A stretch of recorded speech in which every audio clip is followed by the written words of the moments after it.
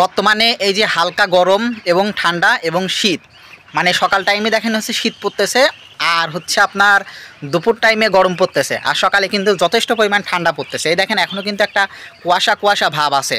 তো এই অবস্থায় কি আপনারা মুরগির বাচ্চা তুলবেন কি তুলবেন না? মানে এই সময়টাতে মুরগির বাচ্চা তুললে পরে মুরগির ঠান্ডা এবং বিভিন্ন রোগে আক্রান্ত হয় সব থেকে বেশি। তো আপনারা এই সময় যারা মুরগির বাচ্চা তুলতে চাচ্ছেন তাদের কিছু নিয়ম যদি মানে মেনে চলতে পারেন, বা নিয়মগুলো যদি মেনে যদি আপনারা বাচ্চাগুলো তোলেন, তাহলে পরে আমার মনে হয় না যে কোনো সমস্যা হওয়ার কথা। বিশেষ করে আপনারা হচ্ছে ঘরের তাপমাত্রা সঠিকভাবে যদি নিয়ন্ত্রণ করতে পারেন, তাইলে পরে আপনার মুরগির বাচ্চা তুলতে অসুবিধা হওয়ার কথা না, আমার জানা মতে কোনো অসুবিধা হবে না।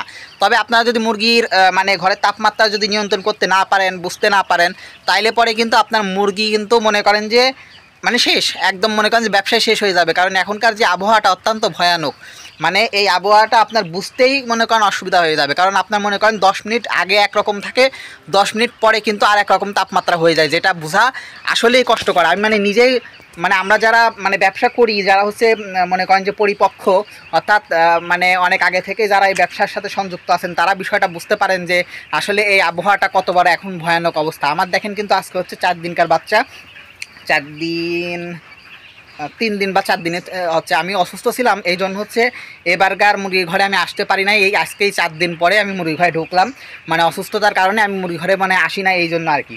তো যাই হোক, এখন তাপমাত্রার বিষয়টা নিয়ে কিছু কথা বলি।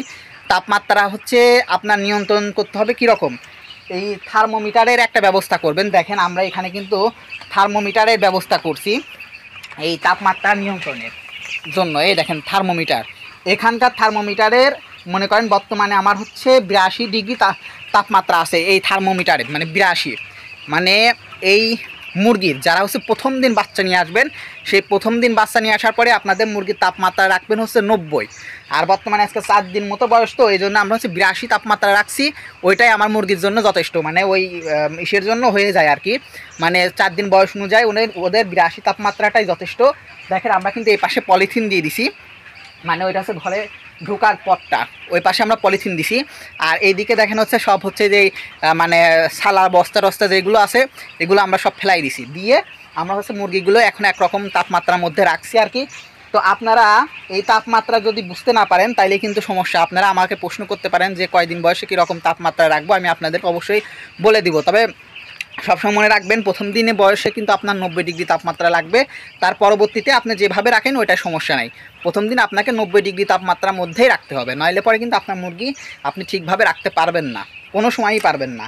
এই জন্য আপনাদের বলবো যে এই সময় বাচ্চাটা তুললে পরে মুরগির ক্ষেত্রে একটু বেশি বিশেষভাবে যত্নশীল হবেন, নাইলে কিন্তু আপনার মুরগি কিন্তু আপনারা রাখতে পারবেন না। মুরগি রাখতে হলে আপনাকে অবশ্যই যত্নশীল হতেই হবে, না হলে মুরগি পালন করা আপনার পক্ষে সম্ভব হবে না।